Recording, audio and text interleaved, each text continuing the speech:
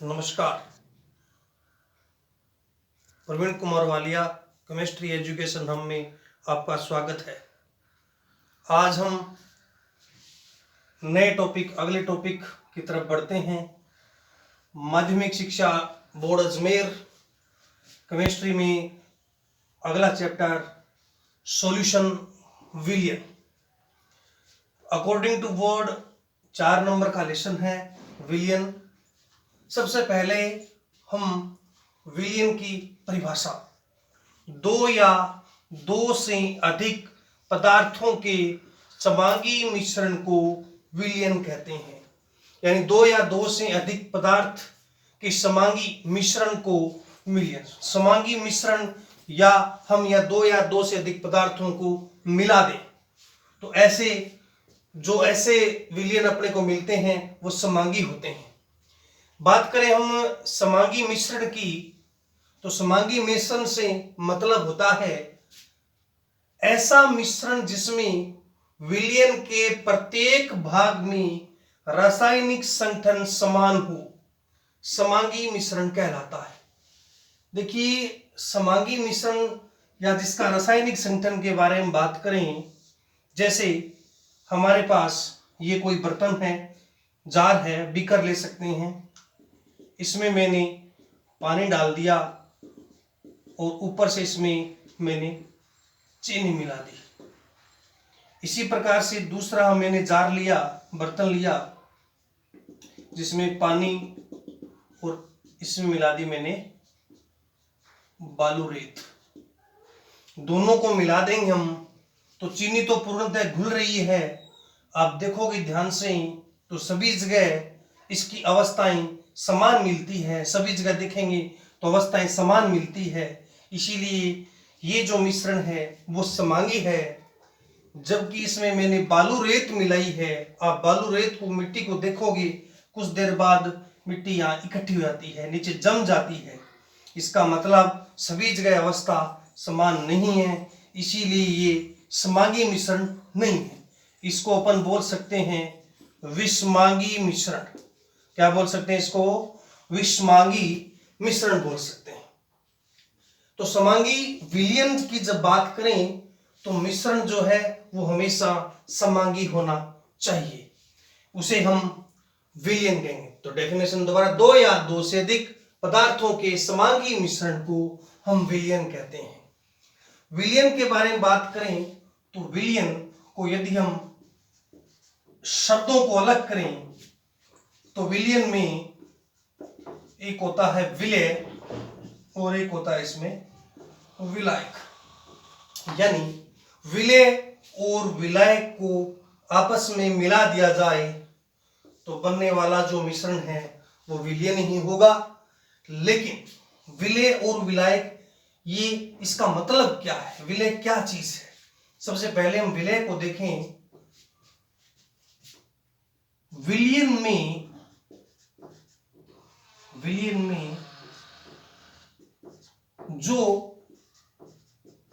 पदार्थ या अवयव या मैं कहूं तो घटक, विलियन में जो पदार्थ हो सकता है, अवयव या घटक कम मात्रा में उपस्थित हो, कम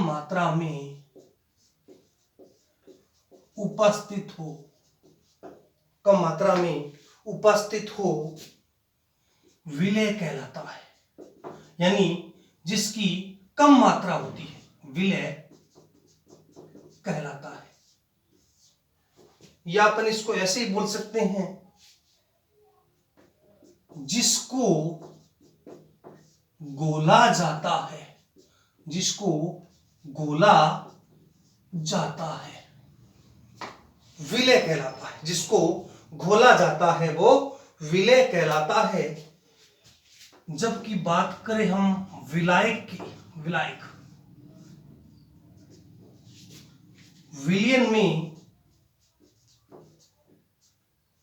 विलियन में जिस अवयव या घटक की अधिक मात्रा उपस्थित हो, अधिक मात्रा उपस्थित हो, विलायक कहलाता है, विलायक कहलाता है। यानी जो ज्यादा मात्रा में होता है वो विलायक कहलाता है। या अपन इसकी यूं भी डेफिनेशन बोल सकते हैं, जिसमें घोला जाता है, जिसमें घोला जाता है वो विलायक कहलाता है। यानी जिसको घोला जाता है वो विलय, और जिसमें घोला जाता है वो विलायक कहलाता है। इसके बाद हम नेक्स्ट टॉपिक पे चलते हैं। सबसे पहले हमने पढ़ी विलयन की परिभाषा। दो या दो से अधिक पदार्थों के समांगी मिश्रण को विलयन कहते हैं। समांगी मिश्रण से मतलब ऐसा मिश्रण जिसमें विलयन के प्रत्येक भाग में रासायनिक संगठन समान हो, समांगी मिश्रण कहलाता है। तो समांगी मिश्रण से जैसे मैंने कहा तुम्हें, एक में मैंने पानी लिया है, इसमें पानी लिया है, एक में चीनी डाल दी, एक में बालू रेत डाल दी, जिसमें चीनी जो होगी वो पूर्णतः जल में घुल जाएगी, जबकि बालू रेत पूर्णतः जल में नहीं घुलेगी, कुछ समय बाद नीचे बैठ जाएगी। इसका मतलब ये तो विषमांगी मिश्रण है, जबकि चीनी घुली हुई है वो समांगी। एक और हो सकता है, नमक भी हम इसमें घोल सकते हैं। बेसिकली विलयन को डिवाइड किया विलय प्लस विलायक में। विलय का मतलब जो अवयव या घटक कम मात्रा में उपस्थित होता है वो विलय कहलाता है। जिसको या अपन यूं बोल सकते हैं, जिसको घोला जाता है, यानी इसमें देखें तो बालू रेत घोली गई है, इसमें देखें तो चीनी घोली गई है, तो चीनी जो है वो विलय है या बालू रेत जो है वो विलय है। जबकि विलायक की बात करें तो पानी जो है इसमें विलय, यानी जल को, वैसे अपने बात करें जल को सर्वोत्तम विलायक माना जाता है। इसके बाद हम विलयन के प्रकारों की चर्चा करते हैं। टाइप्स ऑफ विलयन, विलयन के प्रकार।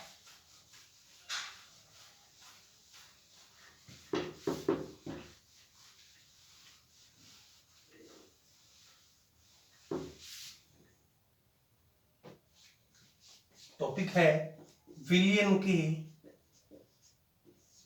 प्रकार, यानी टाइप्स ऑफ विलयन, types of solution, types of solution. विलयन के प्रकार। विलयन के प्रकारों में देखें बेसिकली दो भागों में बांटा गया है। एक एक भाग को अलग अलग करते हैं। कैपिटल ए, विलय की मात्रा के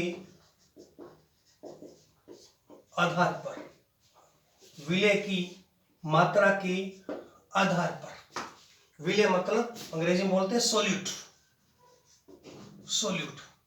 विलय की मात्रा के आधार पर देखें तो इसको कुछ भागों में बांटा गया है। एक एक भाग को हम अलग अलग करते हैं, एक चार्ट से पढ़ते हैं इसको, ध्यान से समझिएगा इसको। विलय की मात्रा के आधार पर मैं विलयन के भाग बना रहा हूं। सबसे पहले तनु विलयन, 2 नंबर सौंदर्य विलयन। तनु विलयन, तनु को डाइल्यूट सॉल्यूशन भी बोलते हैं, सौंदर्य को कंसंट्रेट सॉल्यूशन भी बोलते हैं। तीसरा है संतृप्त विलयन। चौथा है असंतृप्त विलयन, और पांचवा पार्ट है अति संतृप्त विलयन, अति संतृप्त, अति संतृप्त विलयन। कितने भाग हो गए? तनु विलयन, सांद्र विलयन, संतृप्त विलयन, असंतृप्त विलयन और अति संतृप्त विलयन। सबसे पहले बात करें तनु विलयन की। तनु विलयन ऐसा विलयन होता है, ऐसा विलयन होता है जिसमें पानी यानी H2O, जल की मात्रा अधिक होती है। जल की मात्रा जिसमें ज्यादा होती है वो कहलाता है तनु विलयन, यानी विलायक की मात्रा इसमें ज्यादा होती है। जबकि सांद्र विलयन के बारे में बात करें, इस विलयन में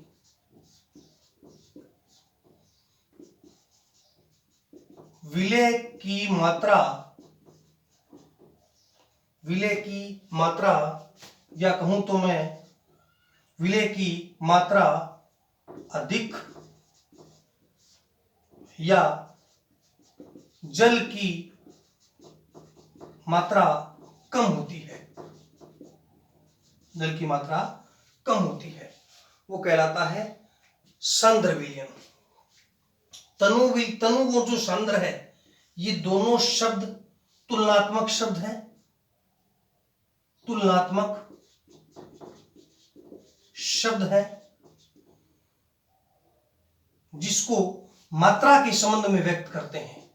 यानी एक में तो पानी की मात्रा ज्यादा है और दूसरे में पानी की मात्रा कम है। जबकि अगले हम बात करें संतृप्त विलयन की, तो संतृप्त विलयन का मतलब क्या है? संतृप्त विलयन को हम सिंपली समझते हैं उदाहरण से। जैसे मैंने एक बीकर लिया है, इस बीकर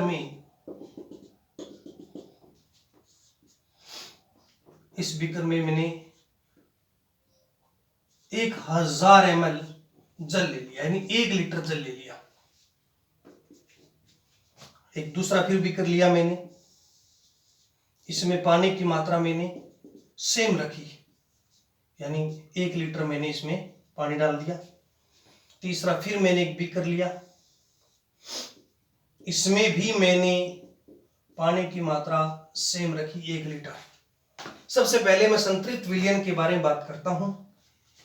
यदि हम कहें कि 1 लीटर विलयन में 100 ग्राम चीनी घुल सकती है, 1 लीटर विलयन में 100 ग्राम चीनी घुल सकती है, मतलब इसमें विलय की अपेक्षित मात्रा या संभव मात्रा घुली हुई है। यानी 1 लीटर विलयन में 100 ग्राम चीनी घुली हुई है, यानी अधिकतम संभव मात्रा, किसी विलयन में विलय की अधिकतम संभव मात्रा घुली हुई है, ऐसा विलयन संतृप्त विलयन कहलाता है। संभव से मतलब भी 1 लीटर विलयन है, उसमें 100 ग्राम चीनी घुल सकती है, तो वो विलयन संतृप्त विलयन कहलाएगा, अधिकतम संभव मात्रा। यदि मैंने क्या काम किया, 100 ग्राम मात्रा से मैंने कहा 90 ग्राम मात्रा मैंने घोल दी, 90 ग्राम घोल दी, तो संतृप्त विलयन से मैंने अपेक्षित मात्रा कम घोल दी, विलय की अपेक्षित मात्रा को कम घोल दिया, तो ये जो विलयन कहलाएगा वो असंतृप्त विलयन कहलाएगा। यानी संभव मात्रा से मैंने कम घोला है, तो वो विलयन कहलाएगा असंतृप्त विलयन। जबकि मैंने क्या काम किया कि तीसरा बीकर लिया, इसमें मैंने 100 ग्राम से ज्यादा यानी 110 ग्राम चीनी घोल दी, यानी संभव मात्रा से मैंने ज्यादा चीनी को, ज्यादा विलय को घोल दिया, तो वो जो विलयन कहलाएगा वो अति संतृप्त विलयन कहलाएगा। यानी हमने 5 प्रकार पढ़े हैं। तनु विलयन का मतलब जिसमें पानी की मात्रा ज्यादा हो, सांद्र का मतलब पानी की मात्रा कम हो, ज्यादा कंसंट्रेट हो, ज्यादा गाढ़ा विलयन हो, तो दोनों तुलनात्मक शब्द हैं, इनको मात्रा के शब्द में व्यक्त करते हैं। जबकि इन तीनों में डिफरेंस देखें तो तीनों में मैंने उदाहरण के तौर पे कहा है आपको कि जैसे एक बीकर में 1 लीटर पानी है, उसमें 100 ग्राम चीनी, अधिकतम संभव मात्रा 100 ग्राम घुल सकती है, तो 100 ग्राम में घोलूंगा तो वो विलयन संतृप्त कहलाएगा। 100 ग्राम से मैंने कम घोल दी तो वो कहलाएगा असंतृप्त, और 100 ग्राम से ज्यादा घोल दी तो वो कहलाएगा अति संतृप्त विलयन। एक और बात, जो अति संतृप्त विलयन है वो अनस्टेबल विलयन होते हैं, अस्थायी होते हैं। अस्थायी कुछ समय के लिए स्थायी होते हैं, बाद में वापिस, जैसे आपने देखा होगा कई बार कि चीनी की मात्रा यदि किसी जल में ज्यादा घुल गई, संभव से ज्यादा मात्रा घुल गई, तो कुछ देर बाद चीनी जो होती है वो नीचे बैठ जाती है। इसीलिए अति संतृप्त विलयन जो होते हैं वो अस्थायी होते हैं। इनको मित स्थायी भी बोलते हैं, मित स्थायी ये शब्द भी आता है, मित स्थायी विलयन भी कहा जाता है। तो विलय की मात्रा के आधार पर हम देखें तो 5 प्रकार के विलयन, तनु विलयन, सांद्र विलयन, संतृप्त, असंतृप्त और अति संतृप्त विलयन। इसके बाद दूसरा जो विलयन का प्रकार है बी, विलायक की मात्रा के आधार पर, यानी विलायक के आधार पर। हम विलायक के आधार पर देखें तो विलयन को कई भागों में डिवाइड किया गया है। विलायक के आधार पर, विलायक के आधार पर, विलायक के आधार पर देखें तो नॉर्मली 3 भाग हैं, नॉर्मली जिनको अपन चार्ट से पढ़ते हैं।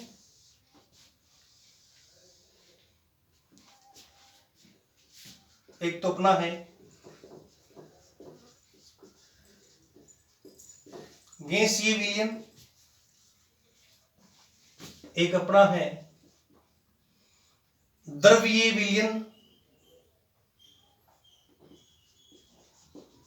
द्रवीय विलयन, और तीसरा है ठोस विलयन, ठोस विलयन। यानी 3 प्रकार का है, गैसीय विलयन, द्रवीय विलयन और ठोस विलयन। एक बात इसमें अपने को ध्यान रखनी है कि जो गैसीय विलयन है, चाहे द्रवीय विलयन है, चाहे ठोस विलयन है, गैसीय विलयन वो विलयन होते हैं, ऐसे विलयन जिसमें विलायक गैस होती है, यानी विलायक गैस होती है, वो गैसीय विलयन कहलाते हैं। जिसमें विलायक द्रव होता है, विलायक द्रव होता है, द्रवीय विलयन कहलाते हैं। और जिनमें विलायक ठोस होता है, विलायक ठोस होता है, ठोस विलयन कहलाते हैं। यानी बांट किसके आधार पर रहे हैं? विलायक के आधार पर। तो गैसीय विलयन, द्रवीय विलयन और ठोस विलयन। जिनमें भी ऐसे विलयन जिसमें विलायक गैस होती है, गैसीय विलयन, ऐसे विलयन जिसमें विलायक द्रव होता है, द्रवीय विलयन, और ऐसे विलयन जिसमें विलायक ठोस होता है, ठोस विलयन कहलाते हैं। अब अपन क्या करेंगे, इसके और भी आगे प्रकार है, इसको एक एक को डिवाइड करेंगे हम। जैसे सबसे पहले हम गैसीय विलयन को उठाते हैं। गैसीय विलयन को देखें तो इसको भी 3 भागों में बांट दिया गया। गैसीय विलयन, ध्यान से समझिएगा, इसको भी 3 भागों में बांट दिया गया। 3 भागों में कैसे बांटे देखो।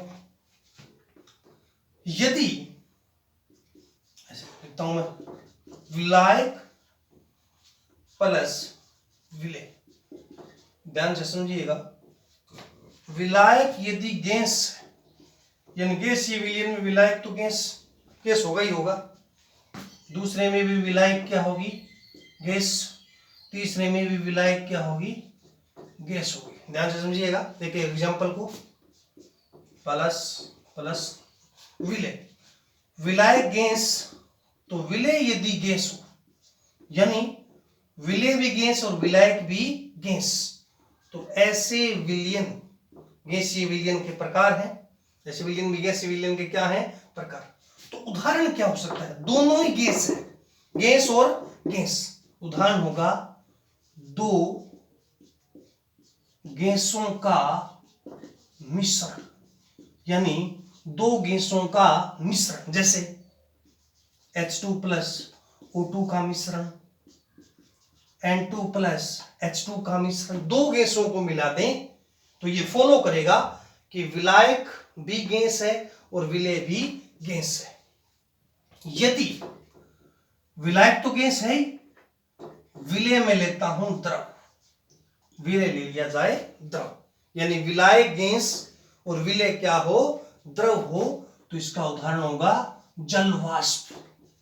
जल वाष्प यानी जल की वाष्प, जल की वाष्प जब बनती है तो जल की वाष्प वायुमंडल में जाती है, तो वायुमंडल में गैस है, और जल की वाष्प क्या है, नमी युक्त है, यानी लिक्विड फॉर्म में है, द्रव अवस्था में है, तो इसे गैस प्लस द्रव यानी गैस और द्रव का स्पेशल एग्जांपल जल वाष्प।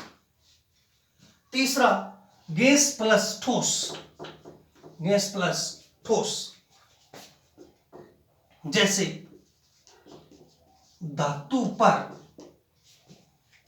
पर गैसों का अधिशोषण, धातु पर गैसों का अधिशोषण, जैसे आप सरफेस केमिस्ट्री में पढ़ोगे, निकल पर हाइड्रोजन गैस का अधिशोषण करवा दें तो निकल हाइड्राइड बनता है। तो कोई भी धातु है उस पर कोई गैस अधिशोषित हो रही है तो वो फॉलो करता है गैस प्लस ठोस को। किसको फॉलो करता है, गैस प्लस ठोस को। तो तीन टाइप हमने पढ़े, विलेय और विलायक के आधार पर। विलेय तो गैस है, जबकि जो विलेय है, सॉरी विलायक तो गैस है, जबकि विलेय गैस, द्रव और ठोस तीनों हो सकते हैं। तीनों के उदाहरण मैंने कहा। इसके बाद हम पढ़ते हैं द्रवीय विलयन। ध्यान से देखिएगा, द्रवीय विलयन, इसी विलयन के तीन टाइप पढ़े, तीन ही टाइप इसके होंगे। द्रवीय विलयन, द्रवीय विलयन को देखें तो विलायक तो द्रव होगा ही होगा, एक बात तो निश्चित ही होगी कि विलायक द्रव होगा। तो चार्ट बनाता हूं मैं, विलायक प्लस विलय। विलायक तो द्रव है, विलायक द्रव और विलय क्या हो, ठोस हो। तो उदाहरण क्या रहेगा, विलायक द्रव है, जल में शर्करा या जल में नमक, जल में नमक मिलाएं, जल में शर्करा मिलाएं, चीनी मिलाएं, तो कंडीशन फॉलो करेगा द्रव प्लस ठोस। यदि विलायक द्रव और विलेय भी द्रव, विलायक द्रव और विलेय भी द्रव, तो जल में एल्कोहल, जल में एल्कोहल, जल में एल्कोहल मिला दें तो कंडीशन फॉलो करता है द्रव प्लस द्रव, द्रव प्लस द्रव यानी दो लिक्विड, दो द्रव, दो लिक्विड, दो द्रव। विलायक द्रव और विलेय ठोस, विलायक द्रव और विलेय ठोस। तो उदाहरण रहेगा अपना विलायक द्रव और विलेय ठोस।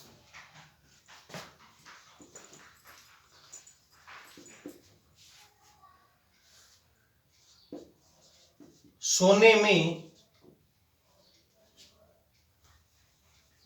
विलायक द्रव और विलेय ठोस, द्रव प्लस ठोस, जल में शर्करा, जल में नमक, और द्रव प्लस द्रव एक ठोस। इसका उदाहरण द्रव प्लस ठोस,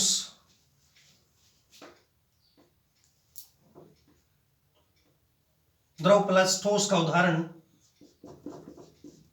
सोने में पारा, सोने में पारा। इसी प्रकार से तीन पढ़े, विलायक प्लस द्रव प्लस ठोस, जल में शर्करा, जल में नमक, द्रव प्लस द्रव, जल में एल्कोहल, द्रव प्लस ठोस, सोने में पारा। इसी प्रकार अगला पढ़ते हैं हम ठोस विलयन। ठोस विलयन को देखें तो ठोस विलयन भी तीन भागों में बांटा गया है। विलायक ठोस, विलायक तो ठोस ही है। विलय जैसे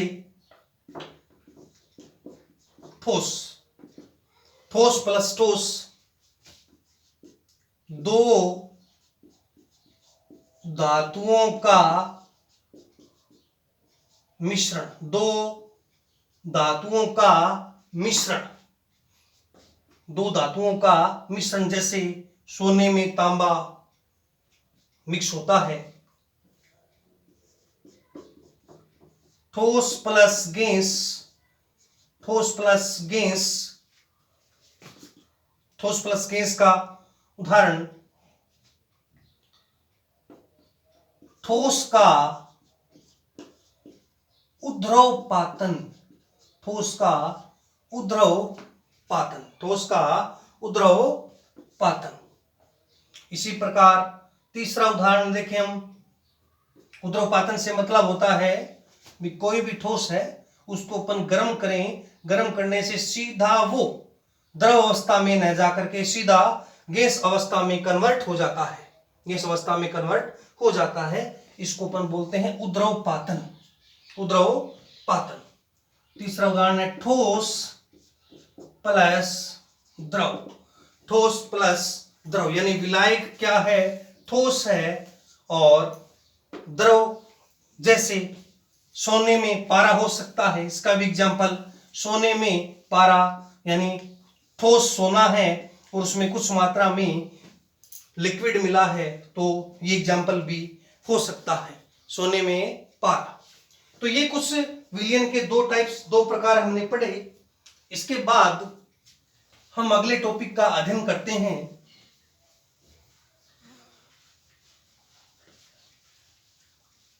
अगले टॉपिक में टॉपिक है सांद्रता। सांद्रता से मतलब क्या है, नया टॉपिक है, ध्यान से पढ़िएगा। सांद्रता, सांद्रता, पहले परिभाषा की बात करते हैं। एकांक, एकांक आयतन में, एकांक आयतन में उपस्थित विलय की, एकांक आयतन में उपस्थित विलय की ग्राम में मात्रा, एकांक आयतन में उपस्थित विलय की ग्राम में मात्रा सांद्रता कहलाती है।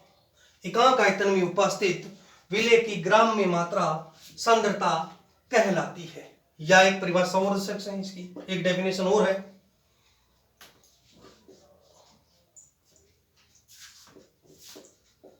विलायक या विलयन में, विलायक या विलयन में उपस्थित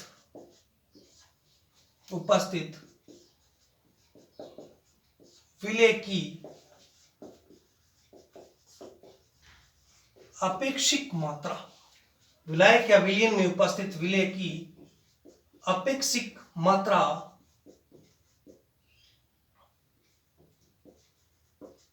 सांद्रता कहलाती है, सांद्रता कहलाती है। एकांक आयतन में उपस्थित विलय की ग्राम में मात्रा सांद्रता कहलाती है, या विलायक या विलयन में उपस्थित विलय की अपेक्षिक मात्रा सांद्रता कहलाती है। सांद्रता के कई पद हैं, सांद्रता को हम कई भागों में बांटेंगे, सांद्रता के कई पद दिए गए हैं। सांद्रता में देखें तो मुख्यतः तीन पद दिए गए हैं, तीन स्टेप दिए गए हैं। तीन स्टेपों में सबसे पहले भार आयतन मात्रक, भार आयतन मात्रक, दूसरा भार मात्रक, भार भार मात्रक, और तीसरा भार या आयतन प्रतिशतता, भार या आयतन प्रतिशतता। तीन है, भार भार मात्रक, भार आयतन मात्रक और भार आयतन प्रतिशतता। इन तीनों को हम अगले टॉपिक में विस्तार से पढ़ेंगे, क्योंकि इनका पूरा विस्तार दिया गया है। भार आयतन मात्रक, भार भार मात्रक और भार आयतन प्रतिशतता, इसको भी कई भागों में बांटा गया है। हम अगले वीडियो में, नेक्स्ट वीडियो में इनका अध्ययन करेंगे। जय हिंद, जय भारत।